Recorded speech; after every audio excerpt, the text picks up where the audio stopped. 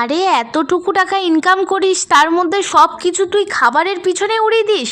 আরে বাবা শোনো শোনো, আমি 5 টাকা 10 টাকা যাই ইনকাম করি, আরে মাসে যদি আমি একবার খেতেও গেলাম রেস্টুরেন্টে তাহলে কি হবে বলো? লোকের তো অনেক ইচ্ছে থাকে, কেউ বলে আমি দেশে ঘুরবো, কেউ বলে আমি বিদেশে ঘুরবো, কেউ বলে আমি সোনা কিনবো, কেউ বলে আমি দানা কিনবো, কেউ বলে আমি দামি ব্র্যান্ডের জুতো কিনবো, আর আমার ইচ্ছে আমি একটু মাসে একবার খাবো। তো সেটা তো আমি কোনো ক্ষতি করছি না, তাই না? তোমরা কেন এভাবে বলবে বলো তো আমাকে?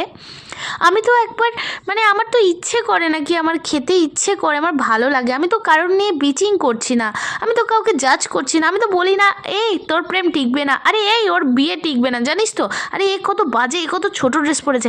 আরে বাবা আমি এসব কিছু বলি না, আমি শুধু একটু খেতে ভালোবাসি, আমি একটু খাওয়াতে ভালোবাসি, আর হ্যাঁ আমি খাবার দেখাতে ভালোবাসি। আরে কিছু ভুল তো করছি না বলো?